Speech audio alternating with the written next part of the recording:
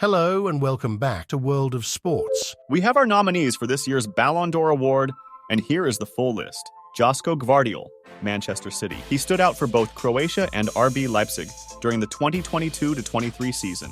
Gvardiol did enough to earn a big money move to Man City. Chances are he will get even better there. Onana, Manchester United. Onana turned in countless big performances as Inter made an unexpected run to the Champions League final. And although his side lost to Man City in the showpiece, Onana was one of the best keepers in Europe last year. Karim Benzema, Al-Ittihad. Benzema had an under-par season for Los Blancos and still managed to bag 19 goals in 24 La Liga starts, as well as a hat-trick against Barcelona in the Copa del Rey semi-final. Not bad for a 35-year-old with chronic injury issues. Jamal Musiala, Bayern Munich. One of Europe's brightest talents, Musiala continued to develop throughout 2023, bagging 12 goals and adding 10 assists as Bayern Munich made a late push for the Bundesliga title. His winner against Köln on the final day of the season will go down as one of the most important goals in club history. Mohamed Salah, Liverpool. Salah posted his lowest goal total since 2020, but was still among the best at finding the net in his position. He finished the season with 30 in all competitions, keeping a struggling Liverpool side in the European picture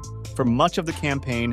Jude Bellingham, Real Madrid. It's hard to believe Bellingham just turned 20. The English midfielder was Dortmund's best player last season, as they fell just short of the Bundesliga title, and has almost eclipsed his goal total from that campaign in just 4 matches at Real Madrid. He won't win the award this year, but there seems to be one in his future. Bukayo Saka, Arsenal. Another youngster always on the up, Saka was part of the reason Arsenal leapt from 5th to 2nd in 2023, scoring 14 and adding 11 assists in the Premier League. There will be much more to come from the PFA Young Player of the Year. Randall Kolo Muani, PSG. One of France's brightest talents, Kolo Muani finally realized his potential last season, scoring 14 for a struggling Frankfurt. That, plus a promising World Cup campaign, saw him earn a big money move to Paris Saint-Germain, where he should flourish alongside teammate Kylian Mbappe. Kevin De Bruyne, Man City. Haaland grabbed the headlines for City, but once again, it was De Bruyne who pulled the strings for Pep's side. They have won 5 of the last 6 EPL titles and secured a treble in 2022-23, and De Bruyne is a big reason why. Bernardo Silva, Man City. He was solid in the Premier League, but Silva's season will be best remembered for his showing in the Champions League semi-final, when he tore up Real Madrid to send City on the way to a historic treble. Guardiola must be grateful that one of his most loyal servants has elected to stay at the club. Ivica Kvaratskhelia, Napoli. Kvaratskhelia came out of nowhere in 2022-23 and swiftly announced himself as one of the best left-wingers in Europe. Napoli won their first Scudetto in 33 years last season and couldn't have done it without their Georgian sensation, who tallied 22 goal contributions in Serie A alone. Emi Martinez, Aston Villa. Argentina's World Cup win was all about Messi, but it couldn't have happened without Martinez,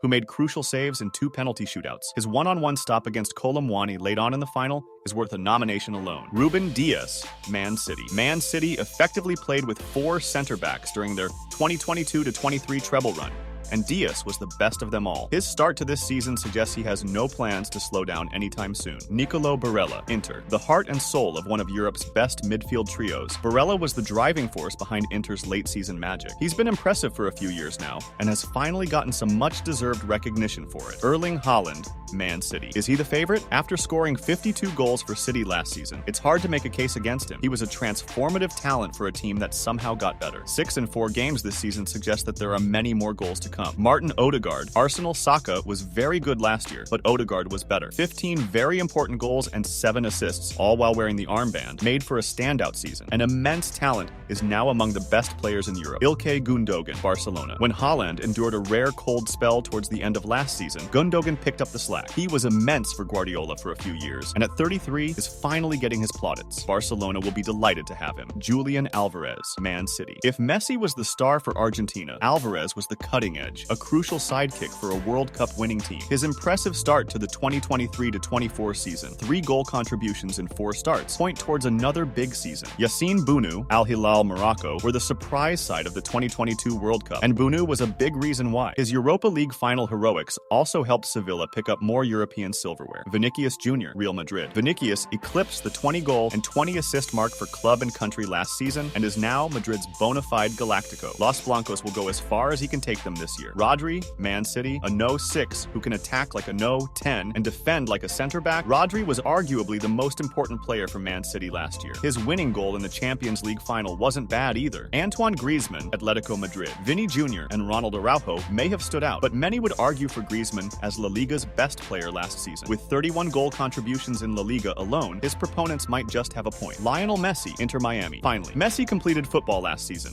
winning a much-coveted World Cup and playing a starring role in the process. His electric start to life in Miami has proved that there's still some life in those legs too. Ballon d'Or No. 8 could be on the way. Lautaro Martinez, Inter. A World Cup winner's medal alone would be enough to justify his inclusion. Add Martinez's vital run for Inter at the back end of last season, and he can be considered one of the campaign's star performers. Robert Lewandowski, Barcelona. What else did you expect? Lewandowski wasn't at his best last year and still scored 23 league goals to lead Barca to a first La Liga title in 3 years. He's aging wonderfully. Kylian Mbappé, PSG. World Cup final hat tricks don't come around very often. Mbappé made his look easy. He wasn't bad at club level either, carrying the Parisians to the title with 29 in Ligue 1. Mbappé has hit the ground running for a revamped PSG to start this campaign, and could be in with a real shout for the award next season. Kim Min-jae, Bayern Munich. Perhaps the signing of the season, Kim's defensive performances are a big part of the reason why Napoli achieved elusive Serie A glory. The monster